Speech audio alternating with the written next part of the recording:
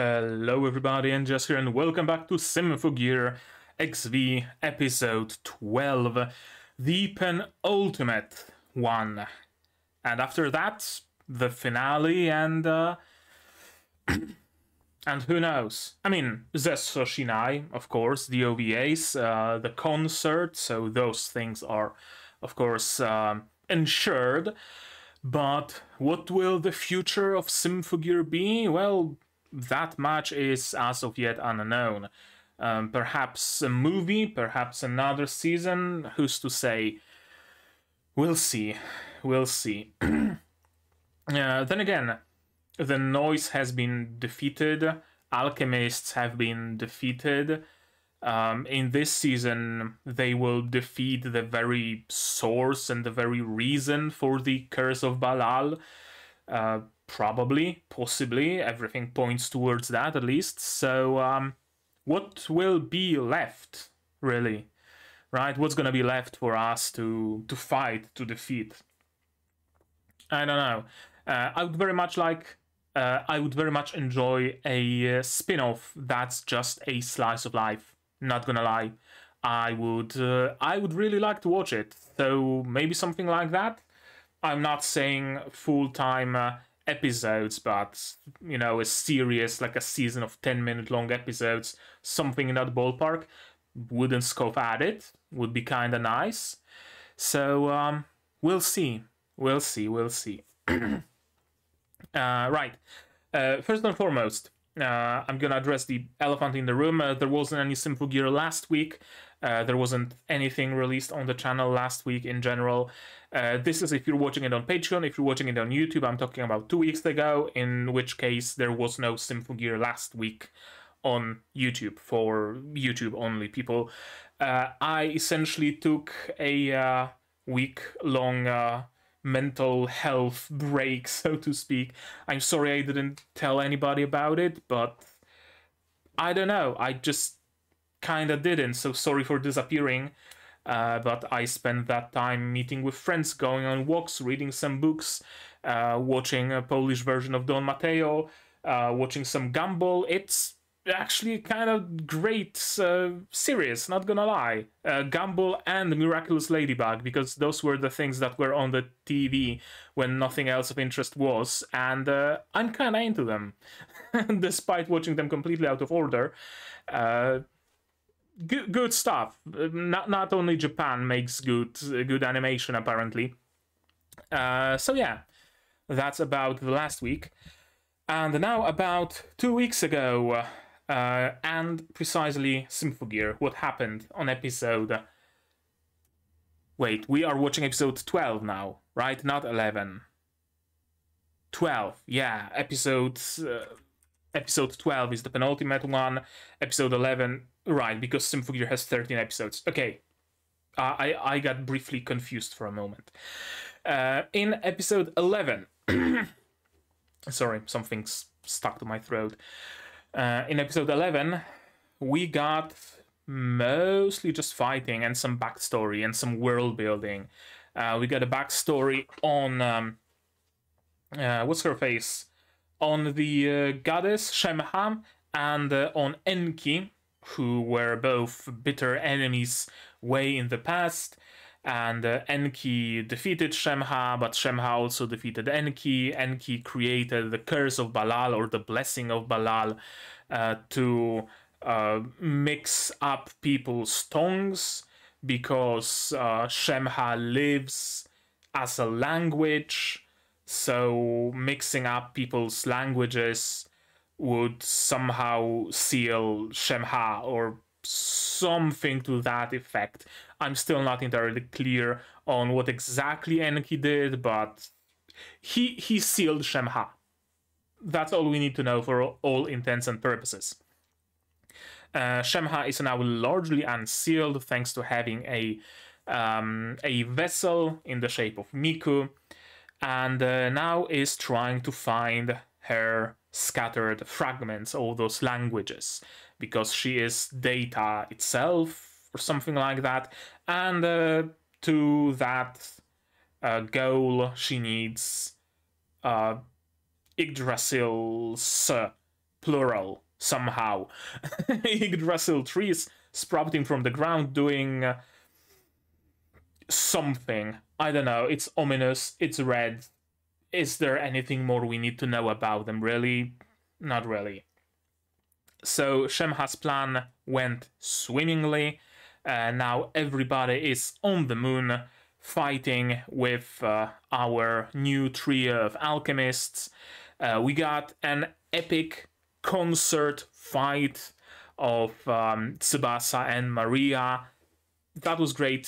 Thumbs up. Really liked it. I really liked the use of concert song for that. It really, you know, elevated that fight. So that was a great moment.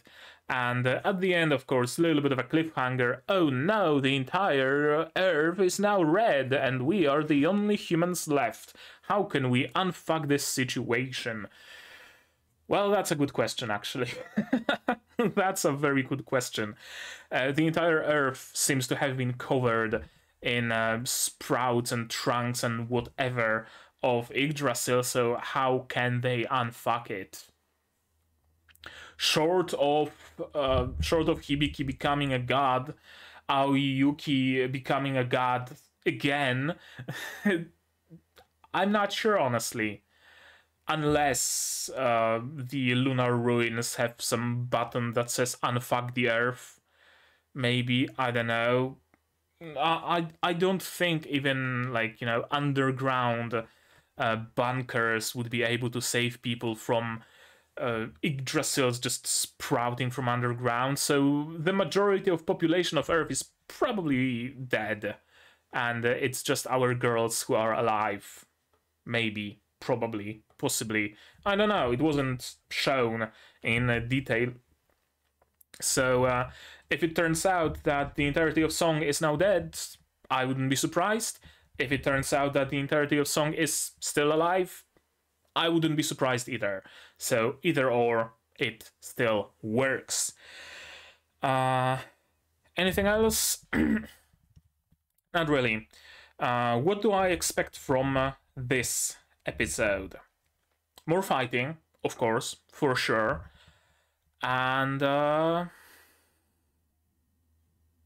that's about it. Because I'm honestly not sure if we will solve the problem in this episode or will we wait until the very, very finale. Both eventualities are feasible. Could be that either we save Miku today and win against Shemha next week, or maybe those two are connected and we either defeat Shemha and save Miku today, or defeat Shemha and save Miku next week. But if we do it today, what's gonna happen next week? Well, maybe unfucking the planet. That's something that might very well happen. One episode dedicated solely to fixing the Earth. It's unfortunately not like in Miraculous Ladybug, where she can just throw her whatever into the air and fix everything that was broken. But Symphogear has better henshins, so... I mean, not many shows have better henshins than Symphogear, at least from what I've seen, so that's kind of a moot point. Regardless, I'm babbling, so let's focus and watch this episode 12. Shall we? How about that? To watch it, of course, you're gonna need your subs to follow along with me. I'm gonna need my sound to hear what's going on, lest I miss another concert song or something. Who knows? And yeah, and I'm also gonna have to ask you guys for your support. Support the channel if you want monetarily on Patreon or not. Share my content, spread the word. It costs you nothing and it helps a lot still. And with all of that out of the way, that's gonna be it from me. What? And with all of that out of the way, we can start watching episode 12 of Symphogear XV in 3, 2, 1, go.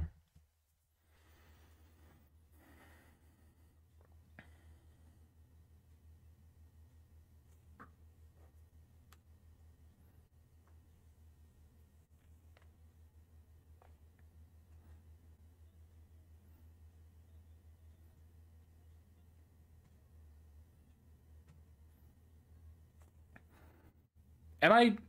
Okay, I'm watching the correct episode.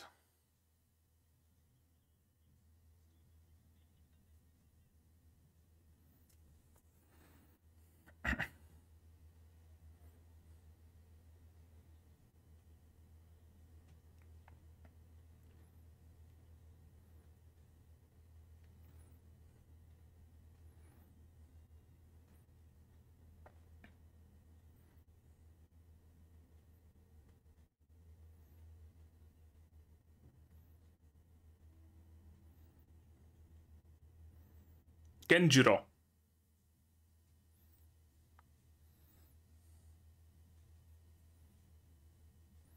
Hand-to-hand combat, what else? Giving Genjuro a host robe. That would be interesting.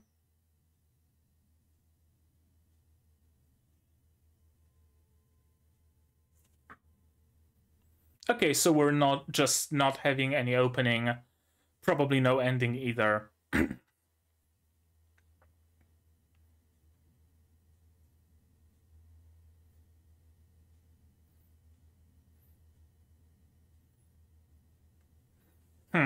Bait?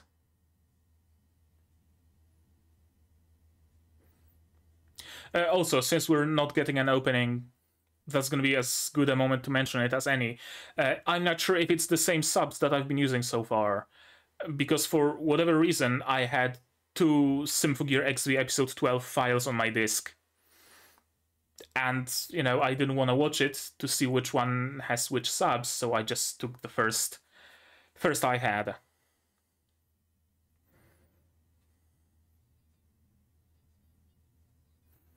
Hello, Carol. Henshin?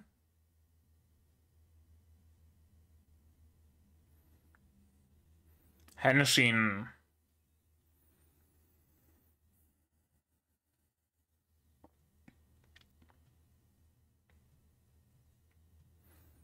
Is it gonna be grown up Carol or... No, lolly Carol.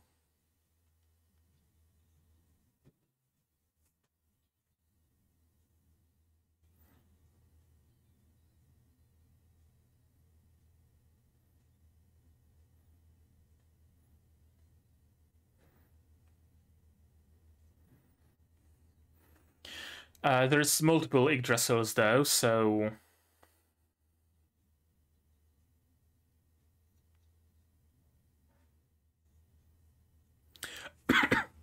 Okay, so her powers still do that, huh? I don't know why, but I somehow get that idea in my head that now that she's good, she's no longer burning her memories, but it would not make sense for that to just, you know, stop happening.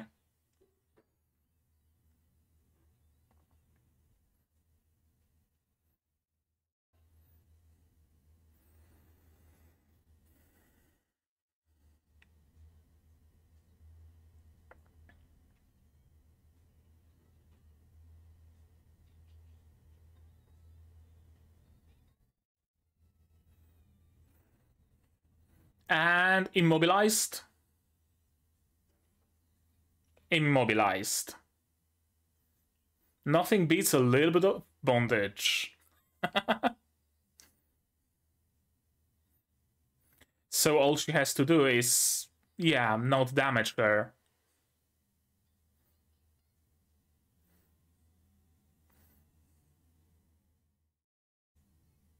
Well, there goes not damaging her. Oh, just gonna dissect her.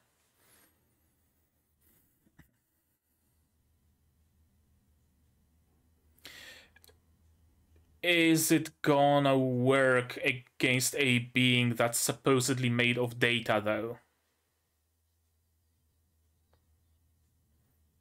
Also, what about Miku?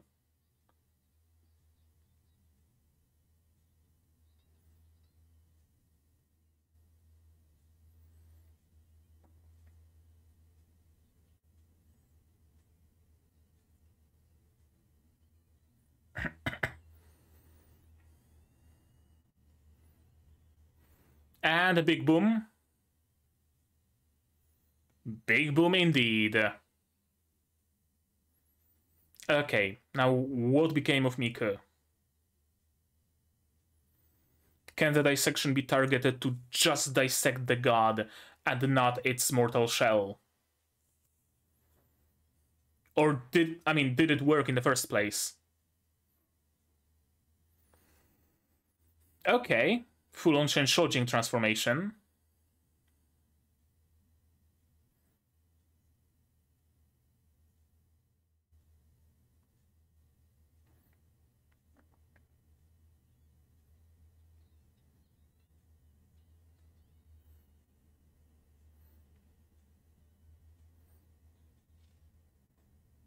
Right, and someone clarified in the comments, because I asked how the fuck can she use Shojo-ai if it's been destroyed? You just need a shard of a relic. You just need a fragment to create a Symphogear, so makes sense that, I don't know, someone had a speck flecked off the Shojo-ai and that was enough.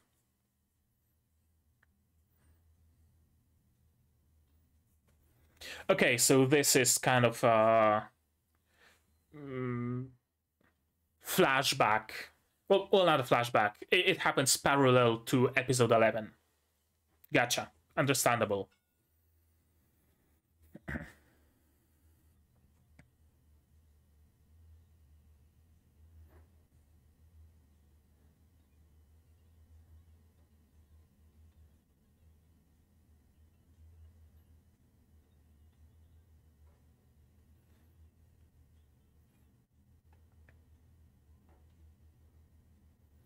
I love how that crack looks like a tear.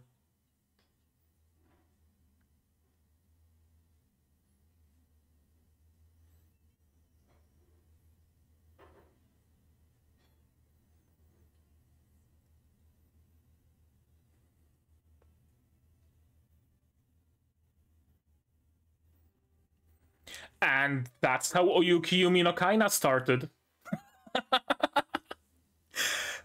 Oyuki no Kaina and Symphogear are in the same universe, confirmed? Right? Go and watch Oyuki no Kaina. Genuinely great. Once you get over the CGI, it's... You know I don't like CGI. I liked Oyuki no Kaina, so...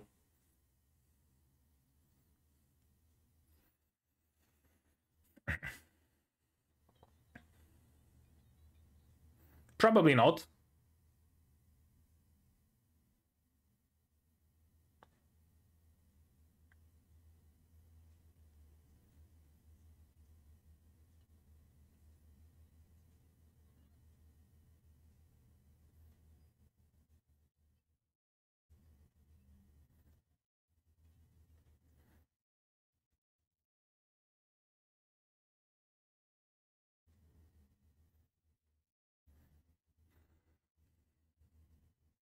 Yeah, Elsa can't exactly fight, can she?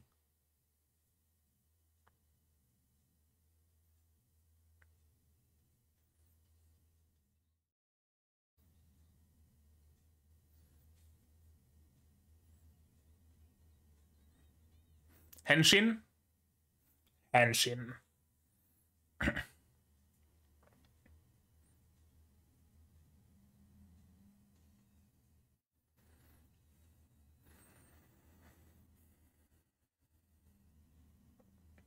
Sped up version? Yeah, it does look sped up. Surprising, I already mentioned that, but surprising that there aren't any double or triple or quintuple or sextuple henshins. At least not yet.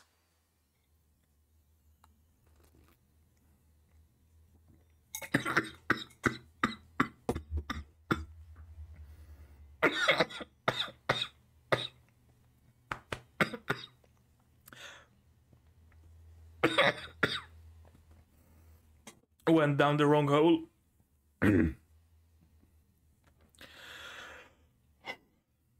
Okay. I think I'm good now.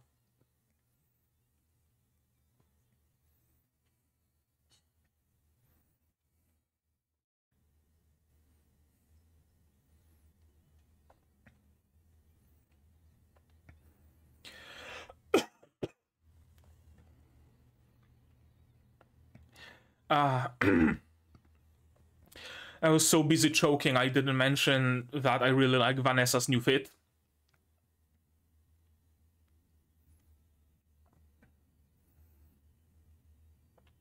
I'm glad that it doesn't look like a hodgepodge anymore. Because it used to be that she would just get weapons from anywhere, right? Breaking her fingers in half and whatnot. This actually looks coherent, though.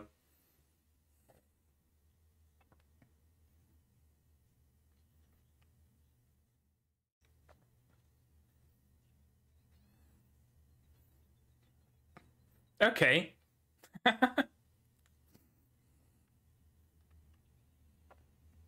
You have your reflector things, don't you?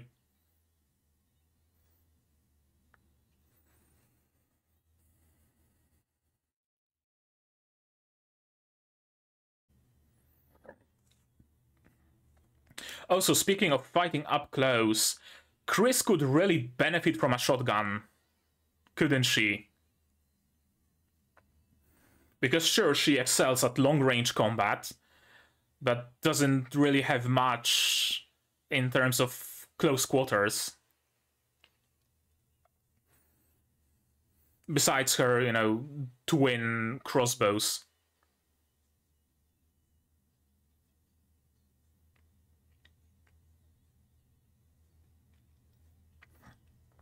Team Rocket's blasting off again!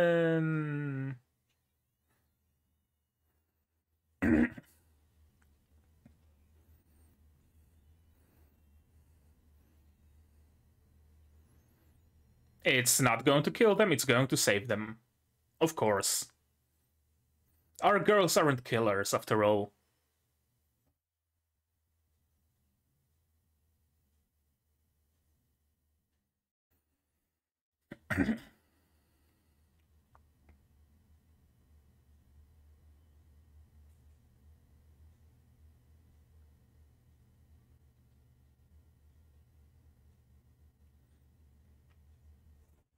Reformation incoming.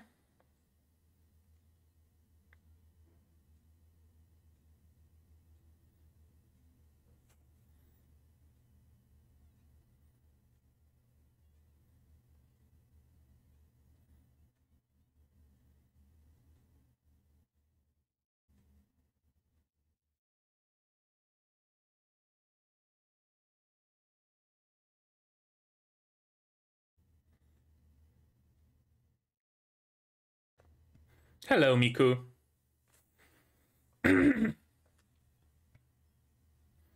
Is she going to kill Vanessa?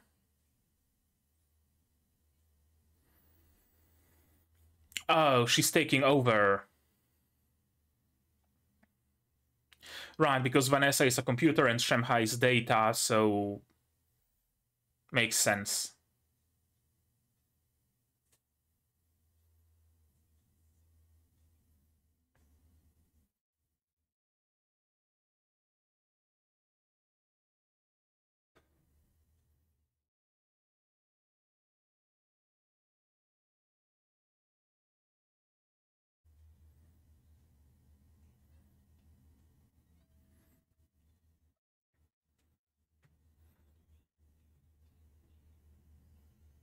Ooh.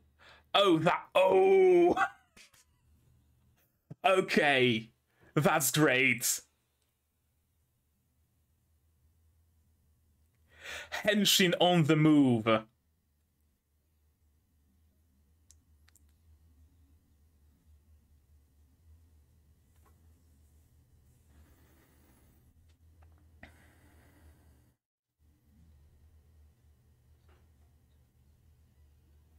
Blood?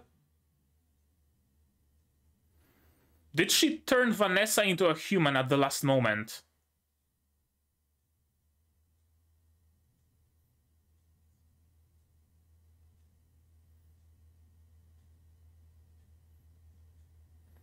No, she's still a robot, but bleeds.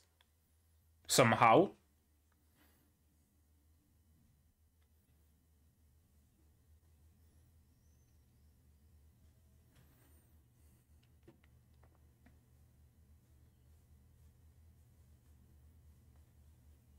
Punch it!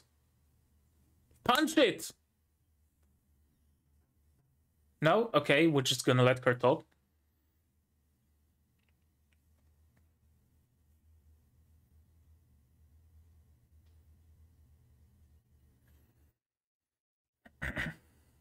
Right, all of humanity was briefly connected. Gotcha.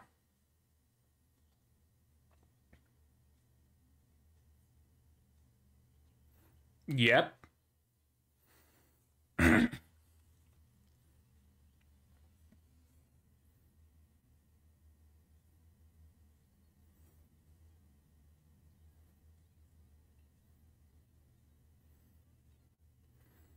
I mean, it would at least protect you from the cave-in, so...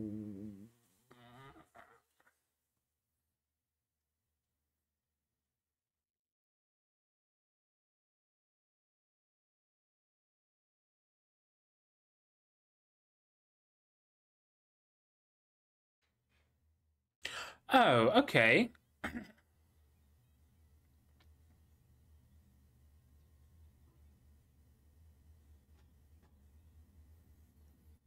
That's useful.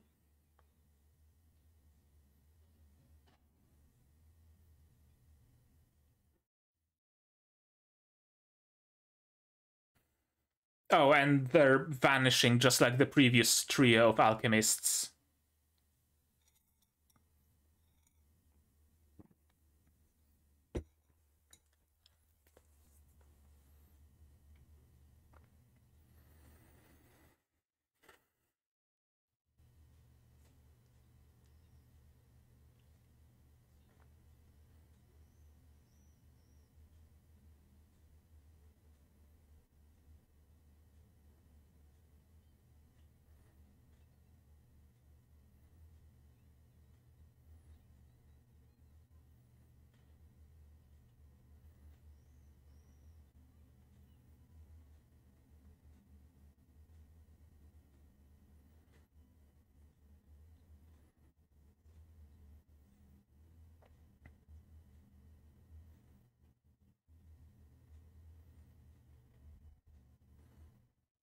I gotta say, I'm not a huge fan of the parallel to the previous season of the alchemists sacrificing themselves.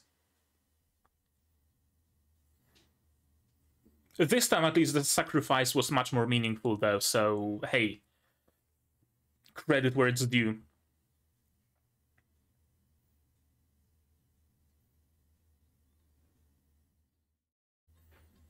Okay, so they're still alive. That's good.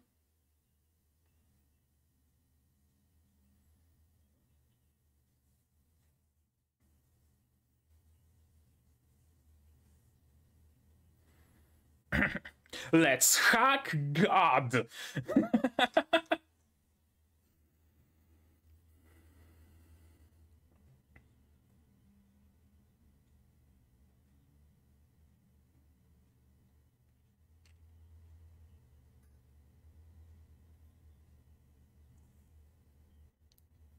Start mining Bitcoin.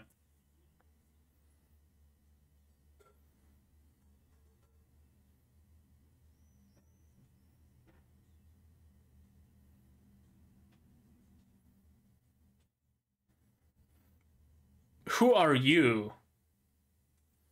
First time I see you.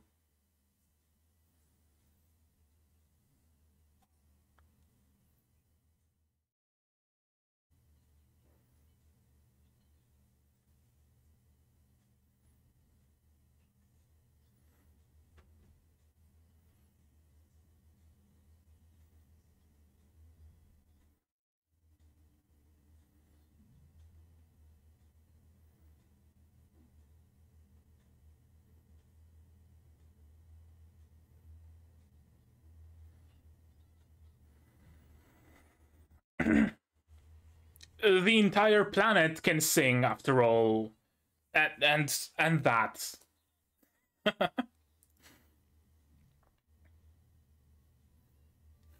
Chrysopia X form. I want to see that. Or amalgam X form.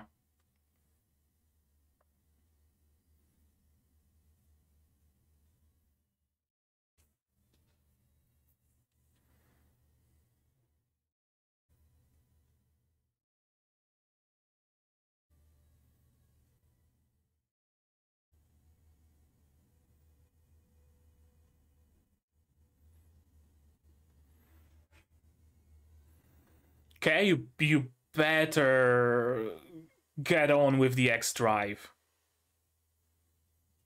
Start singing! Start singing!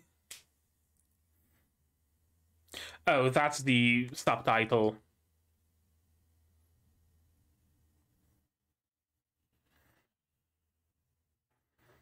Then. Yep. Okay, show me the Amalgam X drive. That's cool. Ethereal hair.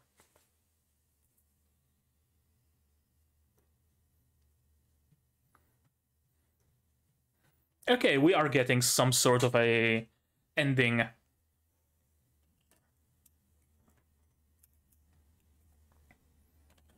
had to cut it off because it works like a wick and my entire desk is now wet.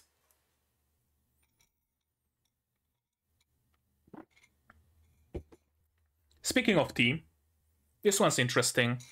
Black tea with everything.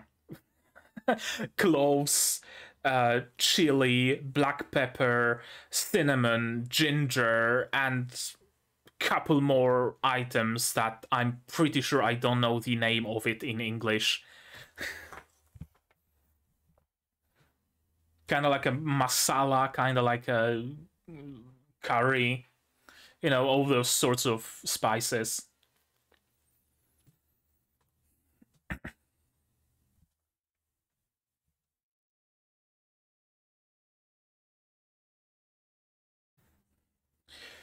Okay, so the finale will be the finale. What a shocker, huh? Yeah, I was unsure how episodes 12 and 13 are gonna go, but now it's certain that they will win in episode 13. After credits? Nope. No after credits. The only thing that does await us after credits is watching this episode again. Sorry. So let's get on with it. Last time on Dragon Ball Z, for the most part, there's only one thing that can stand against that myth-class monster. I think Genjiro was fully intending to just go there and start punching. If it's not canon, it's my head canon. That when he says there's only one thing that can stand against that myth-class monster, he just wanted to go full Minecraft on it. So, kind of a shame we didn't see that, but I'm willing to let bygones be bygones because we still got a good episode. When Elf9 stopped him, I thought that she's gonna use some side research of her, because she was researching Symphogear, so probably also Faust robes. I was genuinely hoping we're gonna see Genjiro wearing a Faust robe, just fighting against Shemha. That would be great. Alas, it wasn't given to us.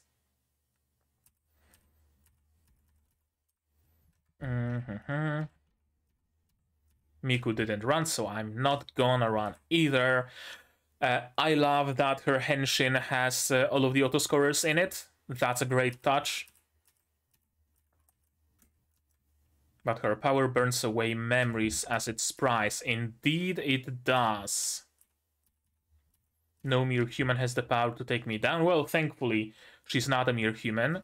And early on, it looks just like a net of wires, but now I can see actual, like, whatchamacallit, knots and loops and stuff. Like, it's just legit bondage. Your use of extra rational physics nullifies all damage, but I'm not gonna damage you. Simple, really. And the premise of many an isekai and many a fantasy story in general, we couldn't kill the big bad, so we just sealed them. Shanghai is essentially short-term sealed right now. And she's able, by she I mean Carol, Elf 9, is able to recreate Chateau de Tifoge's world dissection capability in limited form. Interesting. Do you mean to spare Hibiki of having to kill her friend by doing it yourself? Probably. That was probably the concept. Burning her memories, burning Elf 9's memories. Not that she has particularly many of them. To dissect Shemha. Unfortunately, and that's interesting, evil banishing properties of Shenshoujin blocked alchemy. Interesting that alchemy counts as evil. Symphogear, through some roundabout way, was made using heretical technology. Heretics are evil, therefore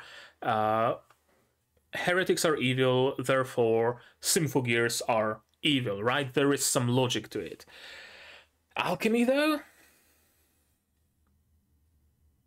Alchemy seems neutral to me, unless we are entering the territory of conceptual weapons and concepts as a whole. Then perhaps, maybe, Shenshoujin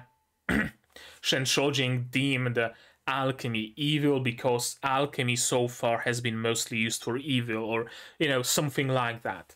Kind of like the Spear of Longinus and Gangnir and all of those became Godslayers because people believed they have God-slaying properties.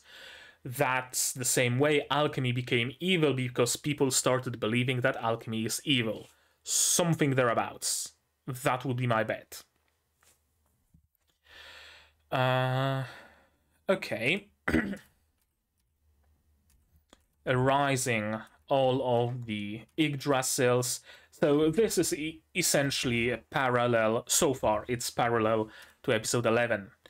No matter what happens, I won't run anymore. Nice bit of a redemption arc for Hibidad. That's cool.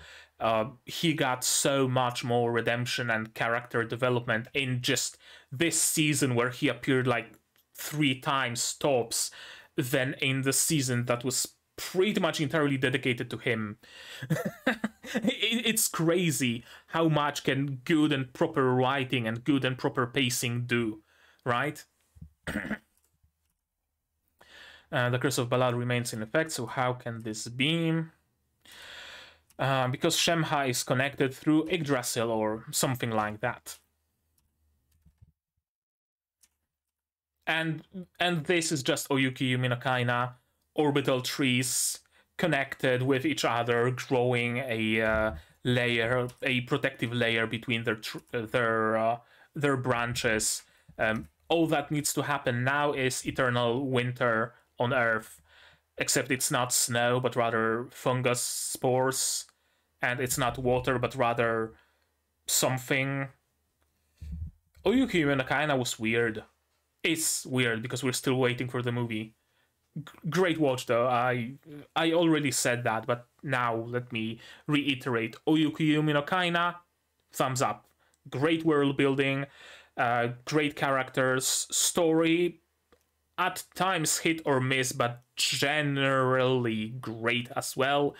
Pacing could be better at times. CG isn't the worst, actually. So overall, if you like weird worlds and world building and stories and lore, and trying to figure stuff out, like, why do you immediately drown in the thing that's supposedly water, but you don't immediately drown in water? People can swim, but in this world, people cannot swim. Not like they cannot do that, they are unable to do that, but you just cannot swim in the liquid that makes water. But there's also water that's drinkable, that's a different liquid, so what the fuck's going on? Great series, honestly. But yeah, enough about that. Let's come back to Symphogear. And yeah, that's where episode 11 ended. The only way to escape this loneliness is turn everyone into monsters too. Not quite. You can reach understanding with other people. It's been proven time and again.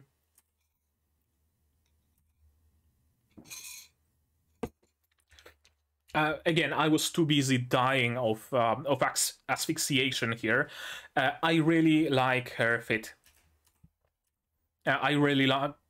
It's not gonna sound weird, but I really like her naked body. And the form she takes when she launches those... unfolds those shoulder arms. That's my another weakness in character design. I really like stuff on shoulders, like place a grenade launcher here, or a prehensile arm, or something like that. It's really peak design. We don't need to go back to how we were. We don't need to change. Sure.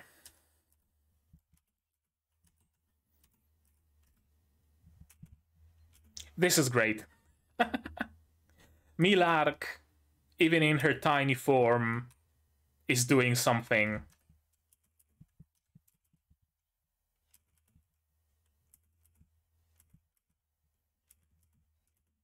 I'll help.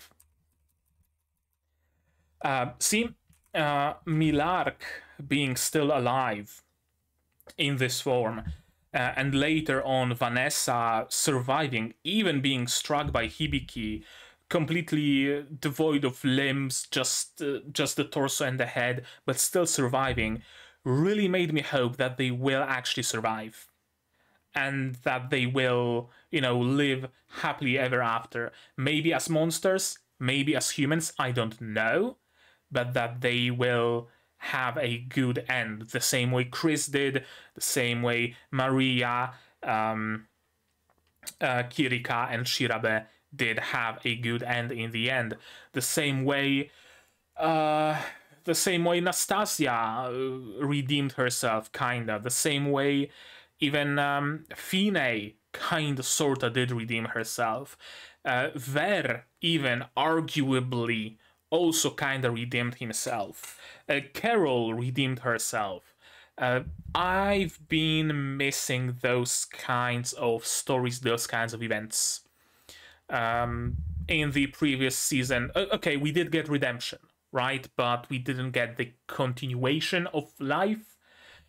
Well, we didn't get that for Ver or Nastasia either, or Fine, but you know what I mean. It's been a while since we converted someone to the good side and they lived after converting. So I was really hoping that they're gonna do that here, but alas.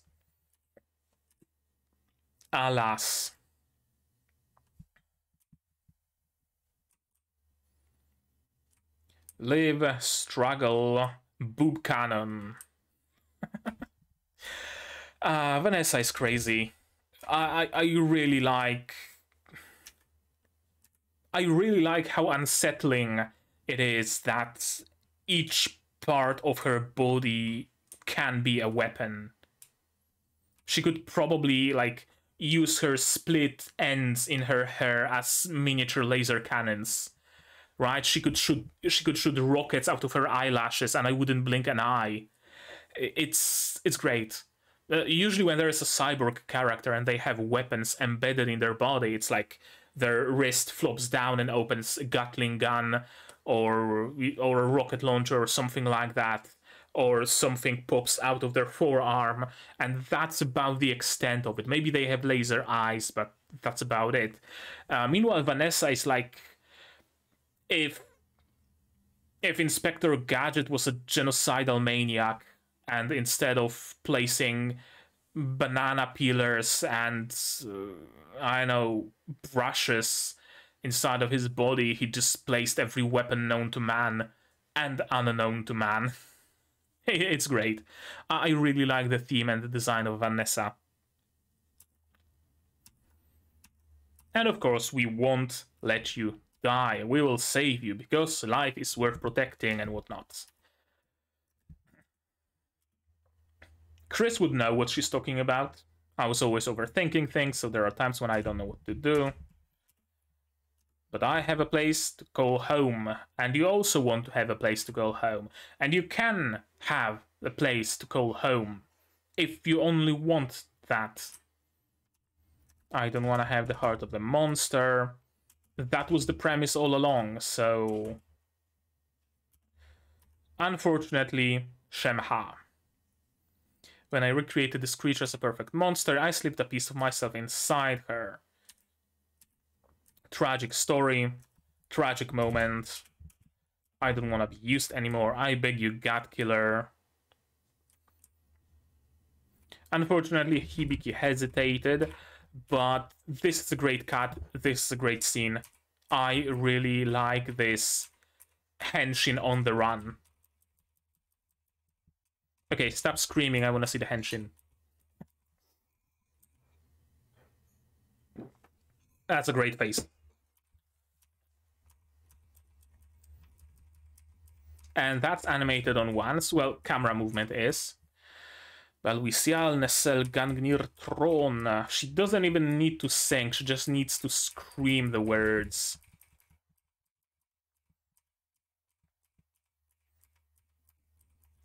And just like that, henshin breaks from underneath her clothes. She just rips her clothes off. Usually henshin is very, maybe not gentle, but the involvement is minimal, right? You just stand in T-pose and you get henshined, essentially. Now, girls in Symphogear do all sorts of poses and whatnot, but they don't need to, like, you know, rip off their own clothes or, you know, lace bracers or stuff like that. It's very non-interactive. This, Hibiki, to speed it up, just rips off her own clothes. She knows they're gonna disappear, so to not waste the henshin energy or whatever on disappearing her clothes, just rips them off. That's cool. And again, some great faces.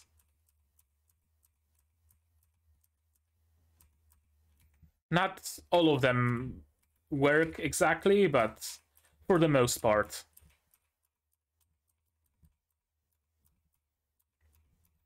And just during her run, all those hexagons appearing, swirling around her, creating all the mechanisms. Impact frame in yellow, not just plain white as impact frames are wont to do. No, it's yellow, Hibiki's color, gold. System all green. We still have all the elements characteristic, is that a word? Characteristic for the henshin, right? System all green, normal operation. It's there. Hexagons are there. Everything is still there. The slow assembly, well, not particularly slow, but, you know, gradual assembly of her armor. Everything is here. Alas, she's late.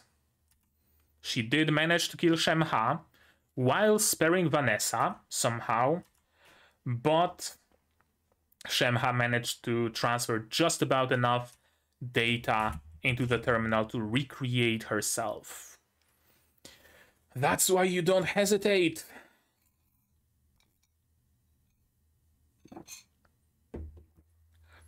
Now, I understand why Hibiki did. She doesn't want to kill people who want to redeem themselves. It's simple as that, really. She wants the best outcome. The bad guys are defeated, and the good guys are all still alive.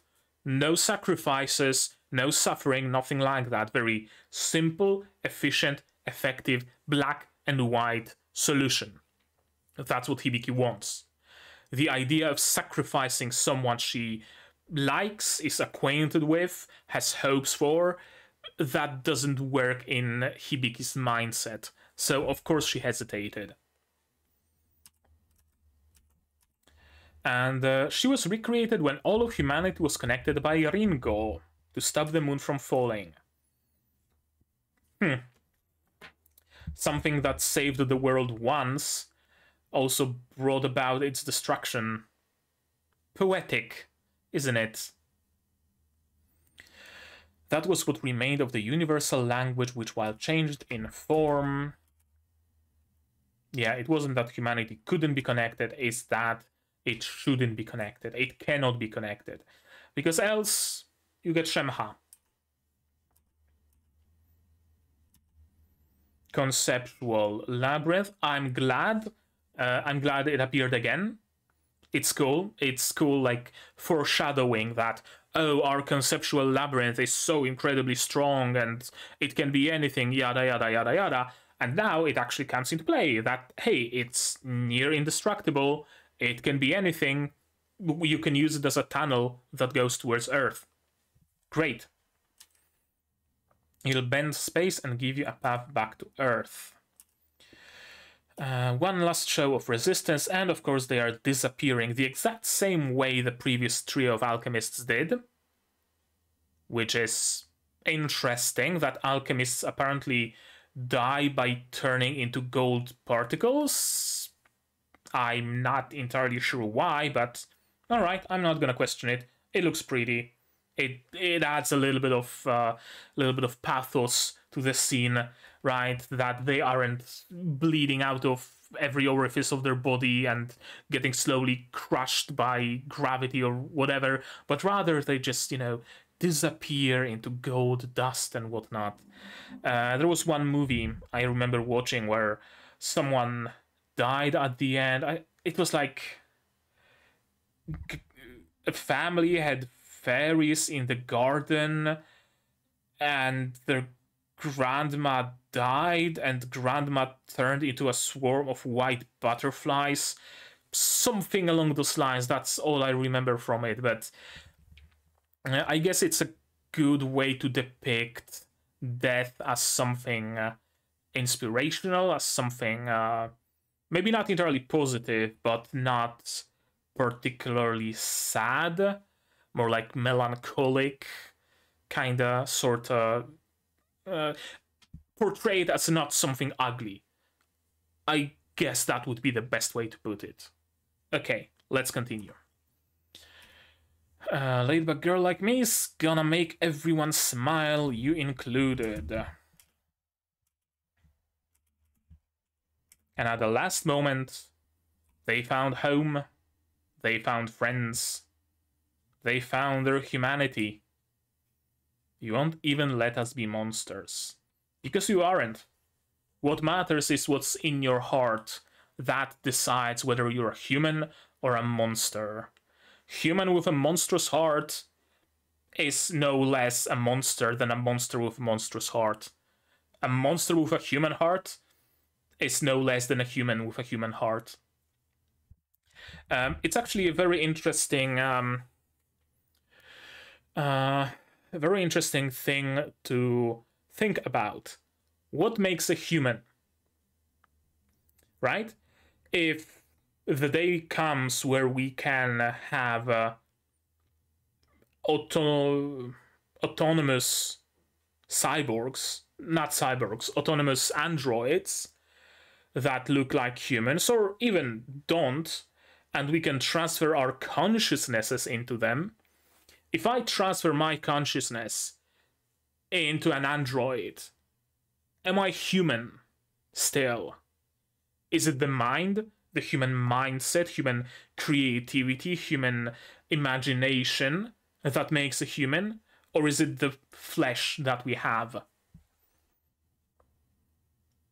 It's a very interesting thing to think about, and I can see it being more and more relevant as time goes on, with breakthroughs in bionics, biotics. No, biotics are from Mass Effect. with breakthroughs in bionics, that's going to be a very relevant question.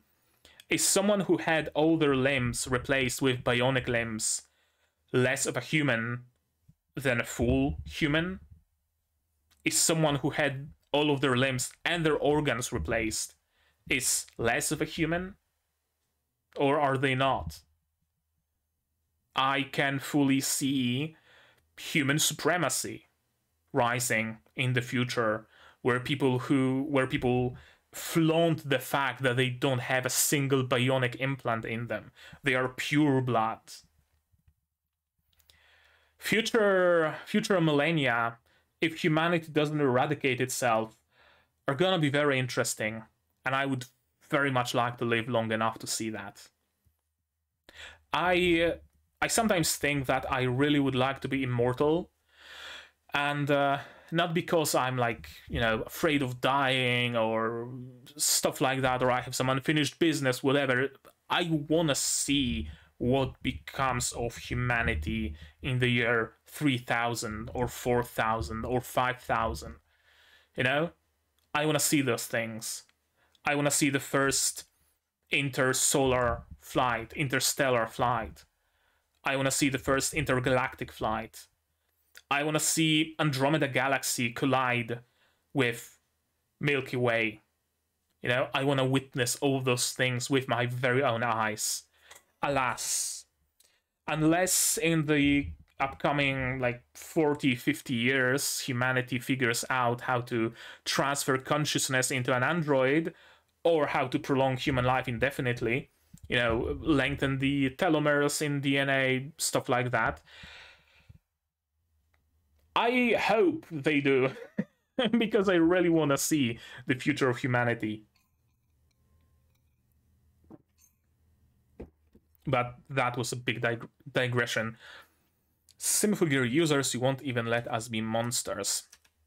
As I said before, I'm not a huge fan of of the repeat of the previous season's finale. 3 alchemists going back to the redeeming themselves, right? Trio of alchemists redeeming themselves at the very end, sacrificing themselves to help our heroes, to help save the world, disappearing in the process into gold mist.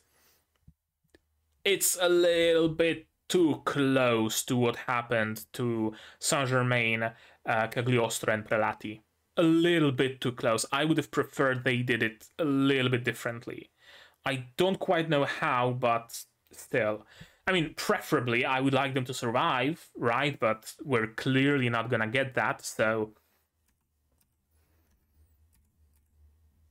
and they went out of the tunnel. Thankfully, they're being protected by Chrysopia. Yggdrasil is operating via the world's computers, setting up firewalls, hacking God. Humanity collectively is just hacking God. Peak Symphogear. That's honestly peak Symphogear. Humanity hacking God. I fear what we're gonna see in the finale. I've been busy delivering a letter that Yatsuhiro wrote in life. Well, he's a protagonist-looking fella, isn't he? Ogawa clan leader, eldest brother, Soji Ogawa. And the other guy. Youngest brother, Suteino Ogawa. Aniue and Sute. Sentinels don't protect people because they're weak. Yeah. Everyone X drive. Not enough phonic gain. Shells are cracking, but just about enough phonic gain, just about enough song inside of their hearts to survive. Okay, I want to see the line now. I want to see the line. Meteoroids falling, burning, disappear. Then Datoshitemo, and they survived. And let's see their Chrysopia X Drive. That's a lot of glow. That's a lot of bloom. I really like the ethereal hair they have. It's like half hair, half flame in case of Tsubasa. And in case of everybody else, hair just transforms freely into just energy flowing in space. Very frizzy, very fluffy hair on Chris as well. Same here. Her hair turns white, turns into energy. Same in case of Shirabe, Kirika.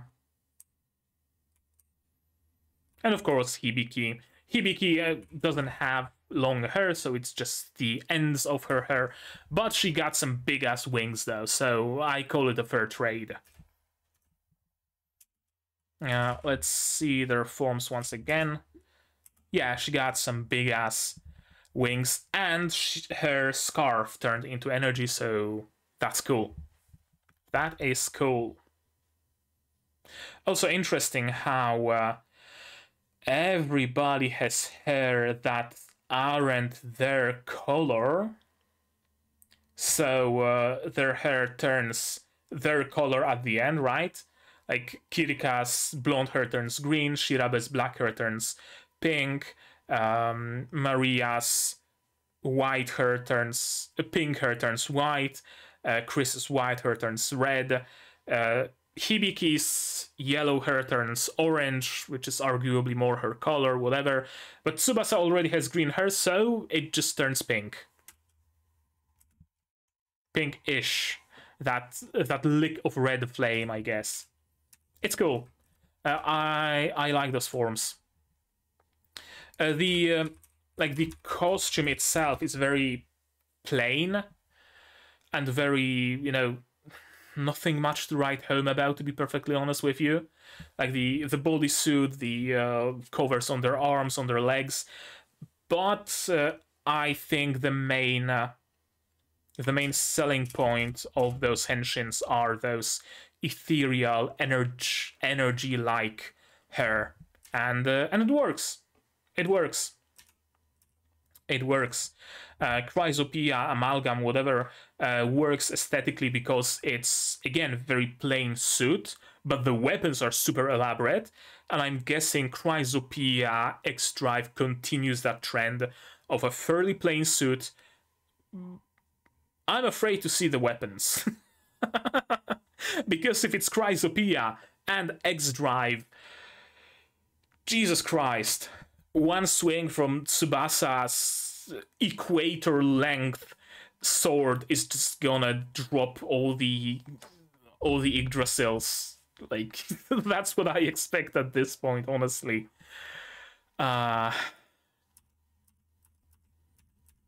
Okay, that was it. That was episode 12.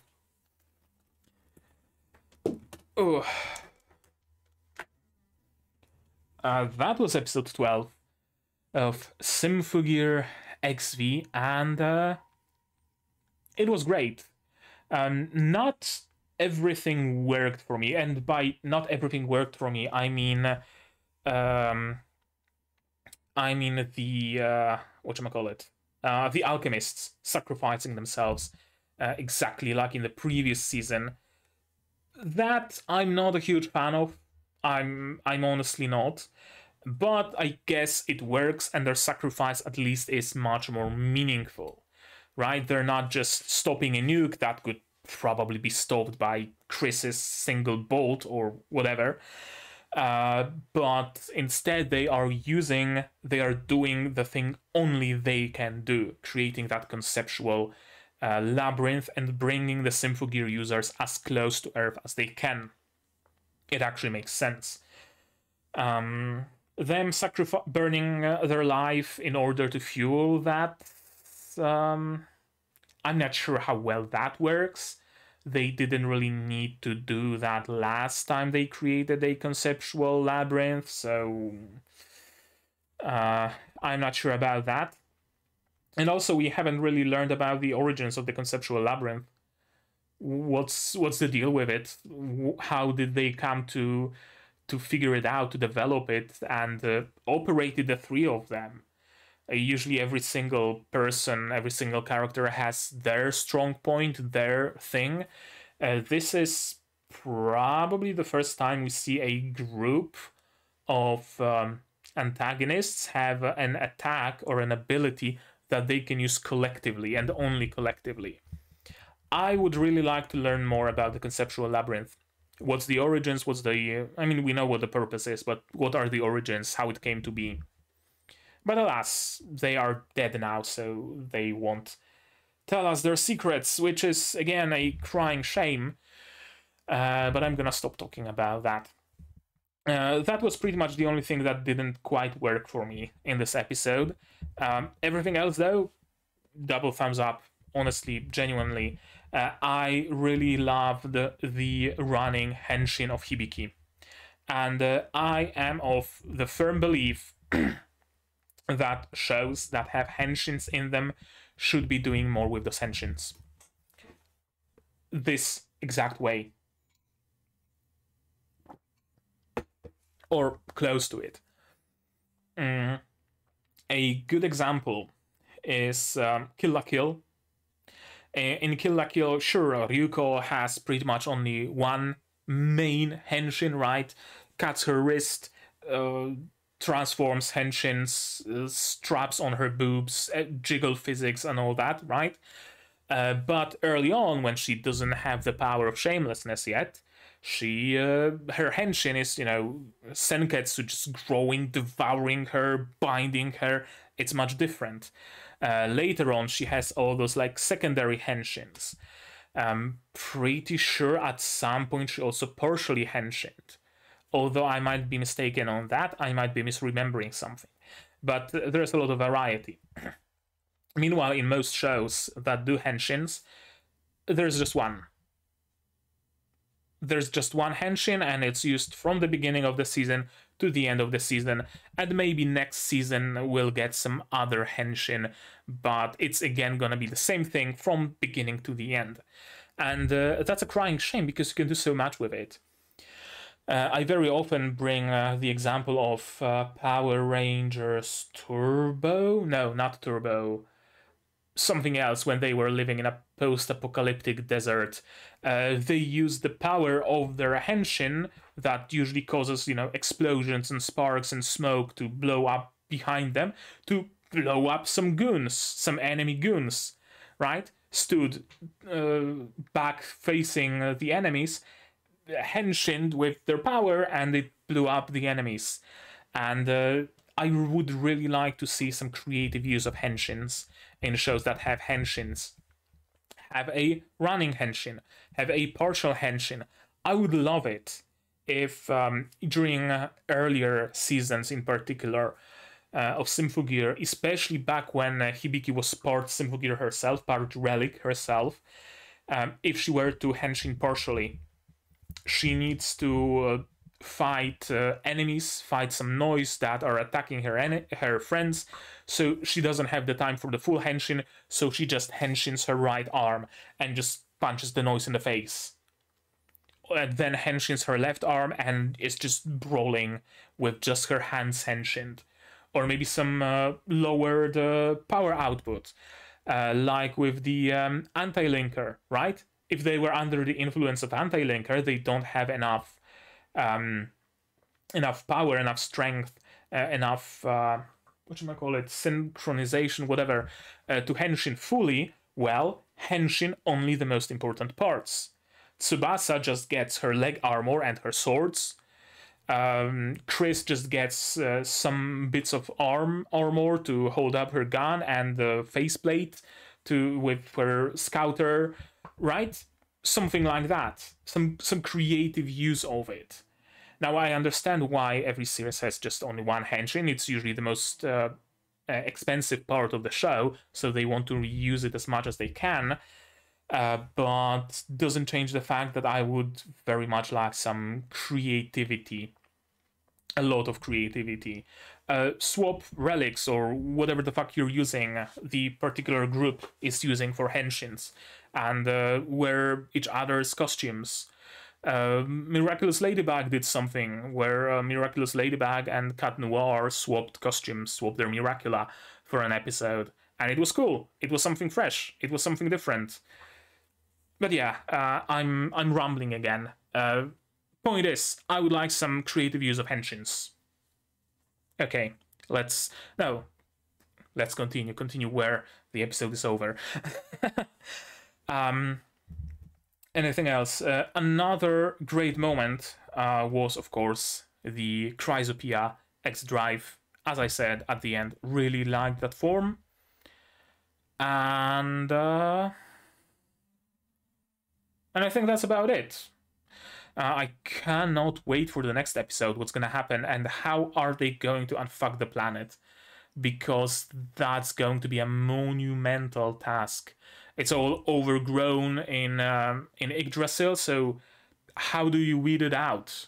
Do you just get a metric boat ton of Roundup and just spray it all over the earth? Or how do you do that?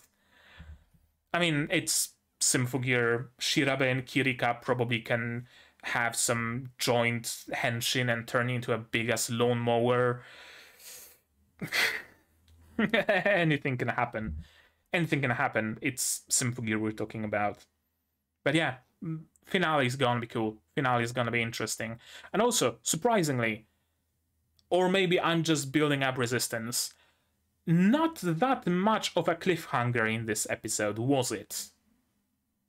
Not that much of a cliffhanger. It would have been much bigger of a cliffhanger if it ended with their Chrysopia shields shattering and them screaming in agony and falling down. Will they survive? Won't they survive? See you next week.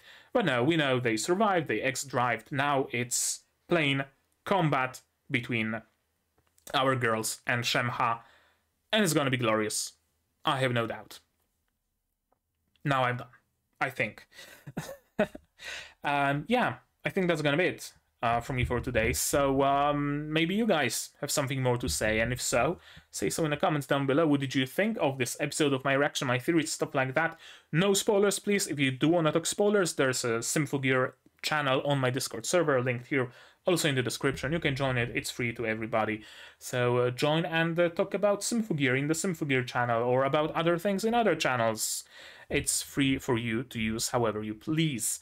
As long as you follow the rules, of course. Like this video if you liked it, dislike it if you disliked it, but tell me why so I can improve. Subscribe to the channel to be notified of future releases of not only Symphogear XV, but also Gundam Witch from Mercury, Ancient Magus Bride, Oyuki no Kana, we're still waiting for that. Madoka Magica, yes, I know, I have to watch the movie, I will, I promise, I haven't forgotten. It's just taking me a lot of time to get to it. And support, subscribe, already said subscribe, click the bell if you want to be notified when I go live, because I also stream sometimes, and support the channel if you want monetarily on Patreon, for example, linked in the description below, or not. Share my content, spread the word, costs you nothing, helps a lot. And if you do want to support me on Patreon, for $10 a month you get early access to non-seasonal shows like Symphogear, Madoka Magica and others, and for just $1 you get a role on the Discord and a place in the credits. And yeah, I think that's gonna be it from me for today. So as always, you guys do all the good stuff, and I'm gonna see you in the next one. Cheers. And here's my beautiful Patreons: QB Without a Net, Fruit, Purple Song, Zay Rainer, Aquamancer, Marsh, Yuki Ally, Fussel, Dr. Watt, and Hans Peter. And you can join the ranks without needing to become a god.